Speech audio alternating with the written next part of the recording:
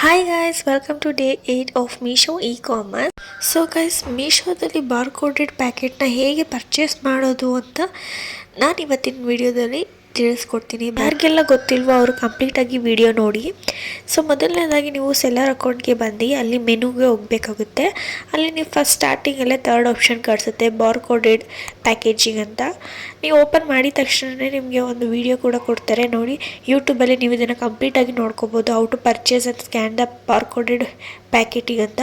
So guys ಇಲ್ಲಿ ನಿಮಗೆ ತುಂಬ ಥರ ಪ್ಯಾಕೆಟ್ಗಳಿದೆ and with size inches and ಎಲ್ಲಿಂದ ಲೊಕೇಟ್ ಆಗಿದೆ ಇದು ಅಂತ.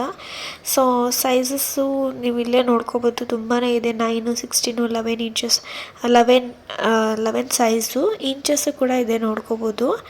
ಸೊ ಇದರಲ್ಲಿ ನಿಮಗೆ ಟ್ರಾನ್ಸ್ಪರೆಂಟ್ ಮತ್ತು ನಾನ್ ಟ್ರಾನ್ಸ್ಪರೆಂಟು ಕೂಡ ಸಿಗುತ್ತೆ.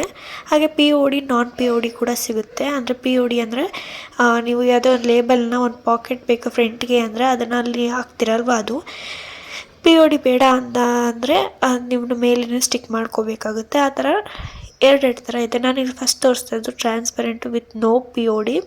ಸೊ ಗೈಸ್, ಮೀಶೋ ಸೆಲ್ಲರ್ಸ್ ಅವರಂತೂ ಇದೇ ಬಾರ್ಕೋಡೆಡ್ ಪ್ಯಾಕೆಟ್ನ ತುಂಬ ಬೈ ಮಾಡ್ತಾರೆ. ಯಾಕೆಂದರೆ ರಿಟರ್ನ್ ಚಾರ್ಜಸ್ ತುಂಬಾ ರೆಡ್ಯೂಸ್ ಆಗುತ್ತೆ, ಜೊತೆಗೆ ನಿಮ್ಮ ಪ್ರಾಡಕ್ಟು ಟ್ರ್ಯಾಕ್ ಕೂಡ ಆಗುತ್ತೆ. ಯಾಕೆಂದರೆ ಅಲ್ಲಿ ಒಂದು ಸ್ಕ್ಯಾನರ್ ID ಕೂಡ ಕೊಟ್ಟಿರ್ತಾರೆ.